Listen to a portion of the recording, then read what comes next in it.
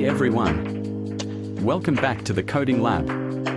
In today's video, I'll show you how to create a beautiful animated glow button using only HTML and CSS. This effect looks awesome on modern websites and is super easy to make, even if you're a beginner. Let's start by writing the basic HTML structure. We'll create a simple button inside a container. Now it's time to style it with CSS. We'll give it some padding, a border, and add the glow effect using the box shadow property. To make it interactive, we'll add a hover effect that increases the glow and slightly scales the button.